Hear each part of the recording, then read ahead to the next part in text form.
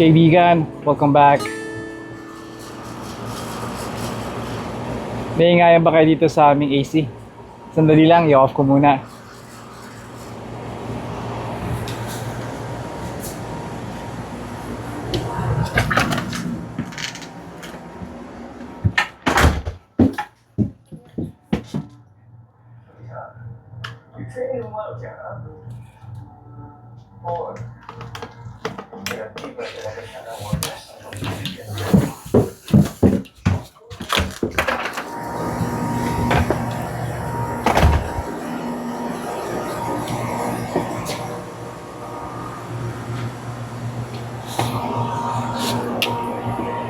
Kaibigan, welcome back.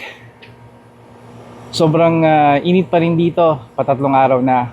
Pero kumpara sa atin sa Pilipinas, sa Texas, sa ibang bahagi ng mundo, we shouldn't be complaining, di ba? Meron naman tayong AC.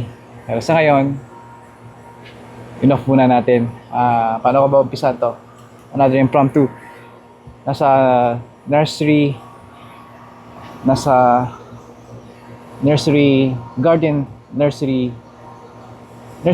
kami. Garden center. Let's call it garden center. At kumuha kami ng mga halaman. Yung halaman na para sa aming inang, ang aming inang ay pumanaw na. Maraming taon na nakakaraan at nakahimlay siya sa isa sa mga malaking sementeryo dito sa aming town. At taon-taon gumagawa kami. Nung natuklasan namin na pwede pala kayong gumawa ng maliit na hardin, mga kasing lapad ng lote. At kasing haba, lapad ay siguro mga 6 inch to pwedeng doble, 12 inch na garden beds. At yun yung ginawa namin. Ngayon ay ilalagay namin sa box ang mga halaman para mas manageable. At though madali siyang mainitan, okay lang. Madalas naman namin bisitahin siya sa sasakyan. At sa ngayon, yun naman, nag-i-active na tayo sa pagbibisikleta. Hindi lang nakapag-record sa inyo. Ayan yung darating yung araw na yun. Sa likod ko ay mga halaman. Nag-post ako nga pala sa aking community post dito sa main channel ko, kaya tingnan nyo na lamang din doon. Pero mas maganda rito sa video dahil ipo-focus ko ito. So ngayon gusto ko lang may introduction, a little intro. Mga halaman ito na angkop sa kainitan ng araw. Ang lagay namin doon ay begonia na hindi siya dahil walang shade, dahil nasa open area sinang namin at talagang buhos ng araw simula ng sumikat, okay, hanggang umakyat at hanggang pagbaba, yung sinag niya nandun sa halaman. Hindi siya magaling. Begonia hindi kilala sa pagkuha ng ganong kalabisang sinag ng araw, kaya sa resulta na torta siya. Bukod sa na-shock, I believe, sa pag-transplant ko, minsan nangyayari yun Ito mga heat tolerant, makaka-tolerate ito ng heat. Kaya sa tamang pagdidilig at sa tamang angkop na lupa, makaka-survive to. Medyo maliit lang sila dahil maliit lang ang gagawin ko container kaya limitado ang paglaki nila. Ganun pa man, ay mahalaga magbigay siya ng kulay sa puntod ng aming inang, di ba? At yeah, let's go and bago pa lumawig, di ba? Oh, by the way, papakita ko rin sa inyo yung tools na I'm sure na-discuss ko na ito sa video ko sa garden center. Makakatulong ito sa akin. Tools para ma-maintain natin ang garden beds. Napakaraming garden beds. Hundreds of liters kung magdidilig ka talaga. Thousands of liters. Kaya kailangan natin gumawa ng paraan para hindi lagi tayo nakayuko o hindi tayo lagi nag-keep ng watering cans. Kita ko sa iyo yung watering cans ko. There you go. Since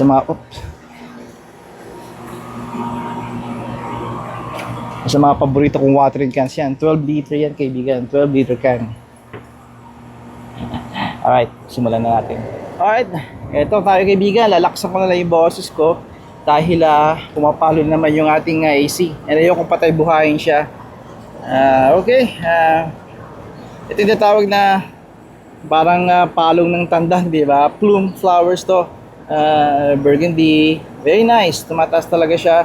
At bala kong ilagay siya sa medyo back ng mga presentasyon. Paano ko ba explain? Dalawang box nito ang ilalagay ko sa puntod ng aming inang. At box 1, let's call this box 1. Yung invisible dito, hindi natin nakikita. Box 2, para ko ilagay ito sa pinakang likod dahil ito yung mataas. Kasi maglagay na lang tayo ng isa dito. Ilagay natin ganyan, about sa left side. Ito pala yung pangalan eh. Celosa. Ito pala ang tawag ko sa kanya, Celosa. Selo siya. Pero, selo siya. Yan siya. Ganda, no? Meron tayo sa Pilipinas eh. At, ano pa ba? Isang, ito yung ating straw flower. At scientific name ito ay Bracteantha. Hindi ko ma-spell yun ng maayos. Bracteantha. So ilalagay natin siya dito. Okay? Hopefully may paliwanag ko ng maayos.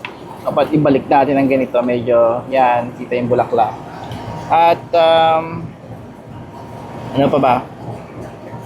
Well, since pareho sila ng kulay. Teka, itong bingka, alam ko mataas din itong bingka eh. It can go up to 14-16 inch. Okay? Dapat ilagay natin si bingka dito. How's that? Tingnan nyo. Yung harap nito, yan ang box number 1 natin. At just imagine, meron tayong box number 2. Lalagay ko dito, same size, same color, same depth. Box dito, box number 2. Lalagay natin ay itong ating sa mga geranium. Tamang kondisyon, fertilizer. Maganda to, magbigay ng bulaklak rin. Siya yung sa box number 2. Again, ito, lagay natin siya dito sa gitna.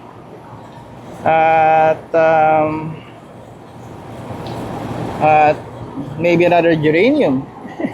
Mukhang naubusan tayo kaibigan ha. There you go. There you go. Diba? Ano sa tingin nyo? At yan siya. At nandito yung puntod ni inang namin. Ano sa tingin nyo? We can swap this. Ilagay natin ito sa harap, sa likod, sa gitna. At itong pink, ilagay natin sa harap. Pareho halos sila ng height. Kaya pinakakayo ko, pag nag-level sila, ganyan, kailangan mas mataas, mas tore itong harap eh. And I believe na kailangan natin ng liwanag, masayang bulaklak sa gitna. Medyo para balanse, di ba? Okay kaibigan, yun ang itong mga ano ito? Alocasia. Well, siguro hindi na ito. We'll see. Tingnan natin. Dahil may option tayo maglagay ng separate na paso. Let's pretend malaking paso ito ng konti. Maybe 1 gallon na paso. Pwede kong ilagay siya sa tagiliran ng puntod nila. Dahil ang puntod lang naman hanggang dyan eh. Pwedeng lumampas ng konti. Meron namang konting pagitan dun eh sa lote niya. At yung kabila namang lote na doon namin ay binili rin ng pamilya. Para yung meron dong lote, kaya kung makikita nyo kami, hindi naman ako nagbablog dun eh, hindi ako nagbibideo, nagkagawa ng content na malapit sa inang namin. Pero kung mapapansin niyo sa mga video, sa pictures, kung sakali man na may gawin ako, nakita nyo nakaupo kami dito sa isang bahagi kung saan huwag nyo isipin na may nakahimlay doon dahil may bakanting lote na laan para sa pamilya namin. Most likely sa anak ninang, sa aking mother-in-law. We'll see. Okay, yun lang. And Yeah, ganun ang magiging, ano sa tingin nyo? Pamaganda, no? Of course, they'll be neatly tight, but not too tight dahil kailangan nila ng room, right? At ang fertilizer na gagamitin ko dito para manatili siya weekly, mag-invest tayo ng fertilizer, hindi pwede yung ating compost dahil slow release yun ay ito.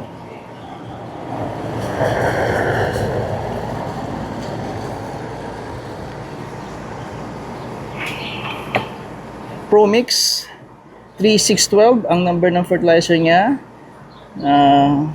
Yeah. Okay, ito ay maganda para magbigay ng prutas sa mga vegetables, sa mga gulay, at bulaklak naman sa mga ating mga tanim na halaman ng mga bulaklak. Kaya $11 ang isa nito at kailangan ko pa ng 8 hanggang matapos ang growing ay yung talagang taniman season dito at lumabig muli. Okay kaibigan, dito na akong papaalam sa inyo at napakaganda niya, no? Bago lahat. Nga pala, ito yung aking gagawin na napakaganda nito. Naliwanag ko na to sa video ko. Siguro sisingit ko yun. We'll see, or separate video na yun. Hindi na ako tutuwad, hindi na ako magbe-bend over, hindi na ako mababalian ng likod o mangangali ang likod dahil mataas ito. Ito nga pala ay, again, kung hindi ko may singit yun, I like this kasi hindi siya masyadong, hindi siya diretso, kaya meron siyang, it's swooping up and naka-akit siya kaya madaling pang-fry. At ginawa ko rin yun dahil nagka-idea ako na nalala ko to sa aking kaibigan na matandang he's an old school guy and an old immigrant na si Giovanni. May mga videos ako niya at ito sa garden bed na mga makikipot pwede kang mag-cultivate, di ba? There you go. Kaya I think mag-work to. At ito naman sa mga makikipot na pwede syempre pambungkal. Okay, kung may transplant ka, ililipat ka mga pananim mo, tatanggalin, lalo mga bush, mga puno, maganda to. At kung may bubungkalin ka, napakaganda nito, makocover niya malaki mga garden beds. Alright, ito na akong papaalam sa inyo kaibigan. At hanggang sa muli, padayon, hayaan yung tapusin ko ang video na to ng kailangan nating may mabiktima na isang dandelion. Sali kayo. Alright, i-cultivate pa natin itong garden pero sa ngayon, halika't i-muestra ko sa inyo kung paano gamitin natin ng bago kong tool na ito talaga meant for this kind of job. Ayan ang ating dandelion natin. Lalagyan lang natin about an inch away. Angulo natin. Alright, push it. Bear with me. Okay, maybe an inch or maybe mga further pa, dalawa, and you just fry it. Okay,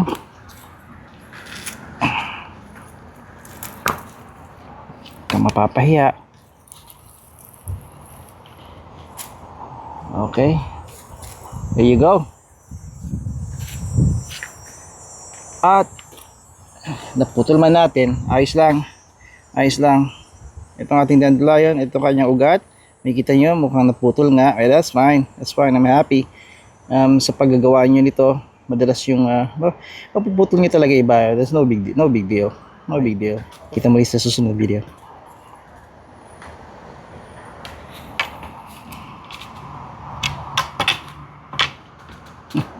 Masaya ako sa tools ko. Pala at weed. Dandelion weeder.